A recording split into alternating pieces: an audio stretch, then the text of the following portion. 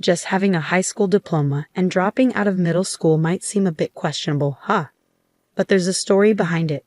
No need to delve into details. Our paths just took different turns.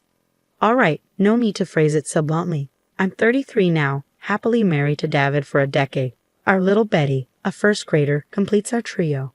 Art has been my passion since childhood, and now it's my profession. And with another baby on the way, each day presents new challenges as my belly expands.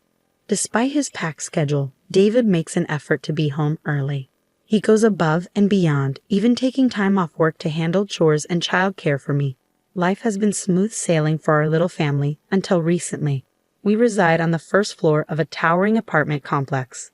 It was just the other day, returning from a shopping trip, that I noticed a familiar face.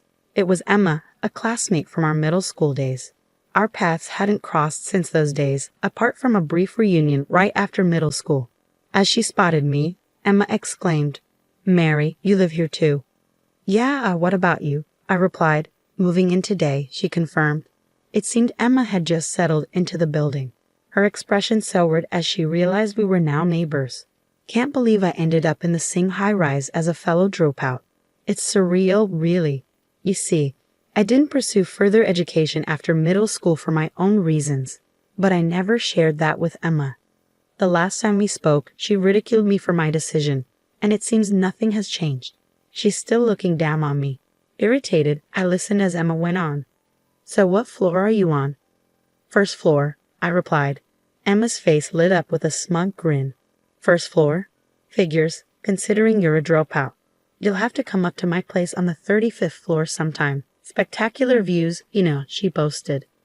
Emma revealed that she had been employed at a prominent corporation after college until the previous year. Now she aimed to launch her own venture, utilizing her high-rise apartment as both residence and office. "So essentially, I'll be the CEO. And you? Do you have a job?" Emma inquired, prompting me to explain my occupation. "Yeah, I work in the art industry," I began. Emma cut in, "Art? Like drawing? Is that even a job?" Feeling slighted, I retorted, "I've transformed my passion into a profession, and it's very much a legitimate career." Disregarding my response, Emma remarked, "Well, it must be convenient relying on household income. What's your target, like $900 a month?" I remained silent, lacking the energy to respond. It felt as though those of us who had dropped out lived in a completely different world compared to the elites like Emma. Just then, David and her daughter Betty, both dressed for work, approached. "Mom." "Oh, Mary, do you two know each other?" David asked, glancing between us. Emma glanced at David before hastily departing. "Is this your husband?" David asked me. Feeling insulted, I finally spoke up. "Why are you laughing? That's disrespectful." Emma remained unapologetic. "I wasn't laughing. He just fits the stereotype I'd expect from a dropout like you. A two-income family on the first floor. He probably doesn't earn much either." Emma's rudeness reached its limit for me. "How dare you speak about my husband that way? Apologize?" Emma laughed. "Apologize? Why should I? By the way, are you pregnant?" Finally noticing my pregnancy, Emma commented, "Yes, I see you're 7 months along. Must be the financial strain with another child on the way. Can you even afford to live here?" Fed up with Emma's snide remarks, I took hold of David and Betty and made my way home. Emma called out after us, "Feel free to visit the 35th floor for a better view anytime." But I brushed off her comment and entered our apartment. Throughout the day, I couldn't shake off my anger towards Emma. Why did she feel the need to say such hurtful things? That night, after Betty had fallen asleep, David asked me what had happened. I recounted the encounter with Emma, how she had mocked me for being a dropout and demeaned my work.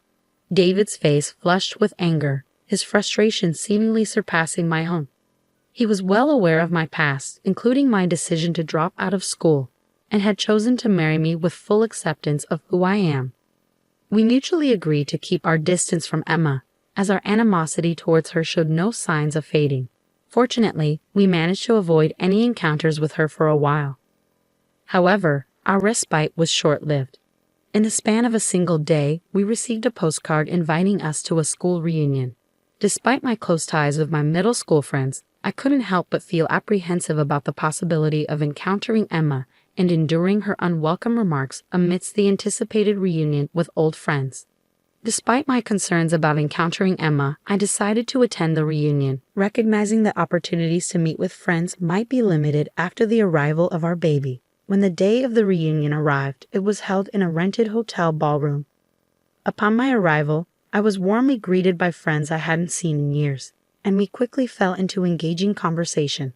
It had been far too long since our last reunion, and there was much to catch up on. Our bond as a group remained strong over the years, transcending gender.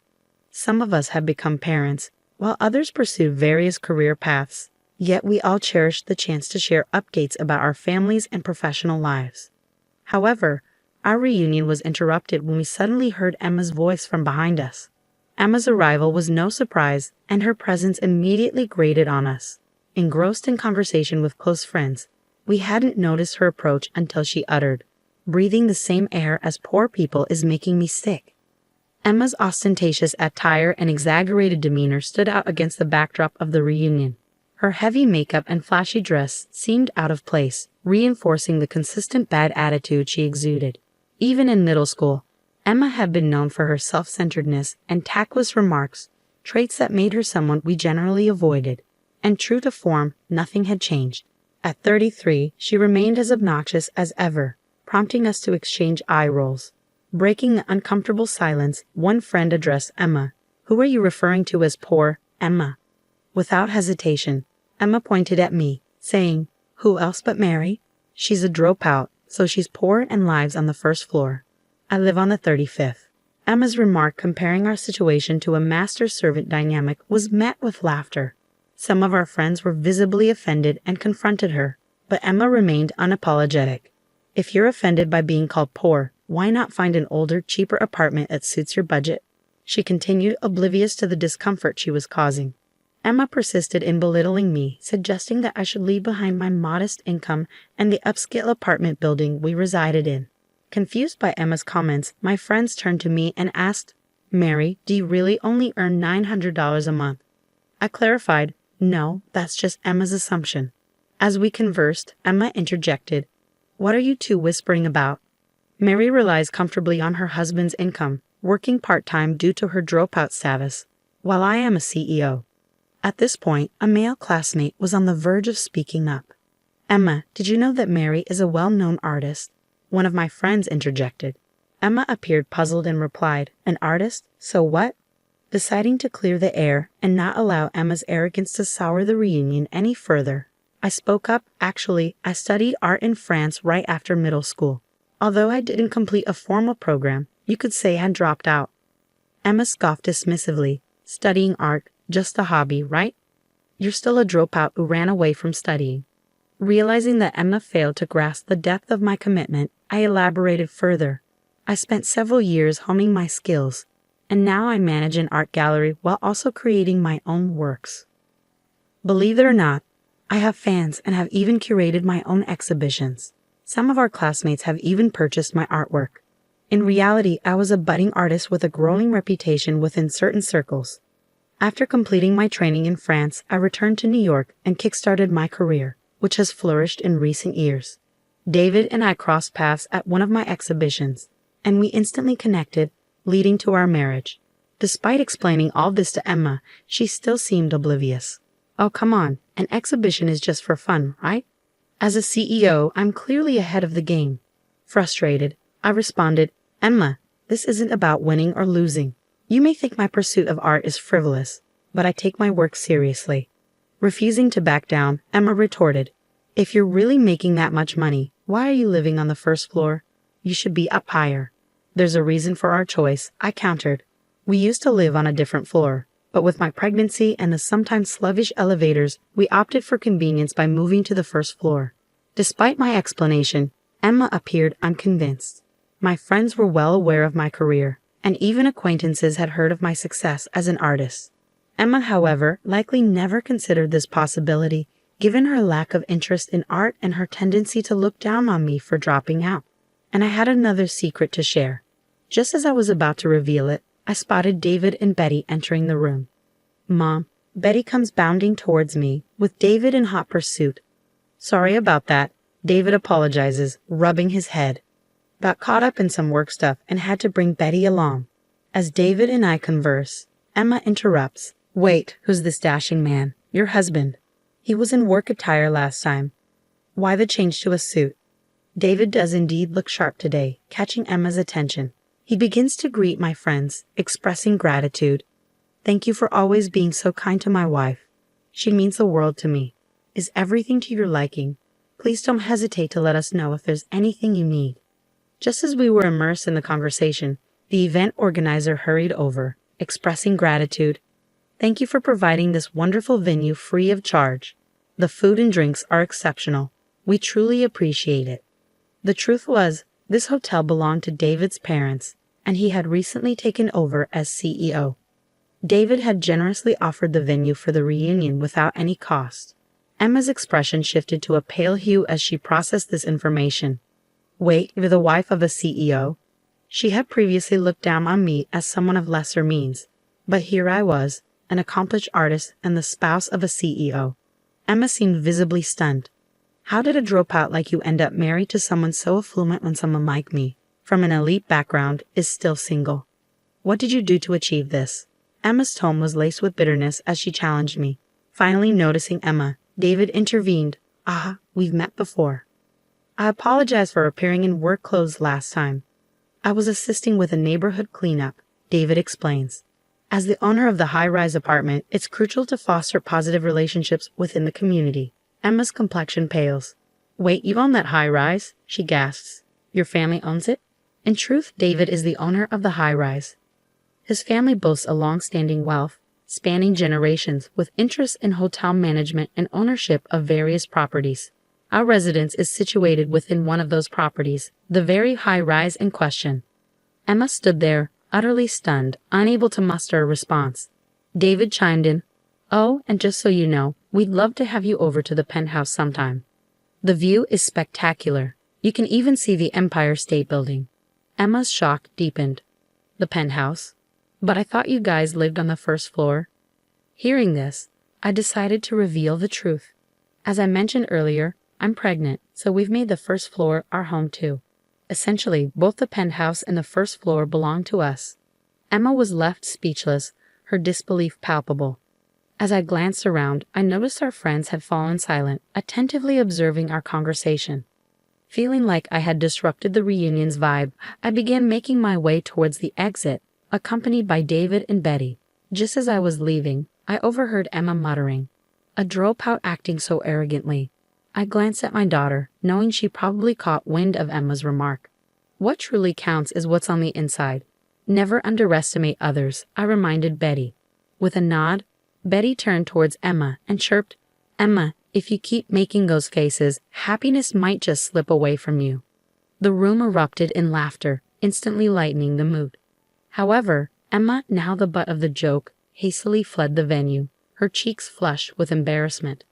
The reunion continued on a positive note, and I savored the remainder of the evening with my friends. Many of them had also experienced Emma's mistreatment in the past. So Betty's parting words brought a sense of relief to everyone. As months went by, we never crossed paths with Emma at the high-rise again.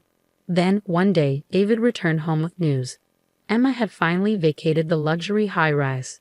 Apparently, she had been evading rent payments for 3 months, as David explained. I even had to bring in a lawyer to serve her an eviction notice, David revealed. She disappeared almost overnight. I was stunned by this revelation. David went on to explain that Emma's rented space was left completely untouched, with furniture and clothes left behind. She had taken only her valuable possessions and computer, leaving everything else behind. Initially, I suspected something dubious, but soon after, a friend provided an update on Emma's situation.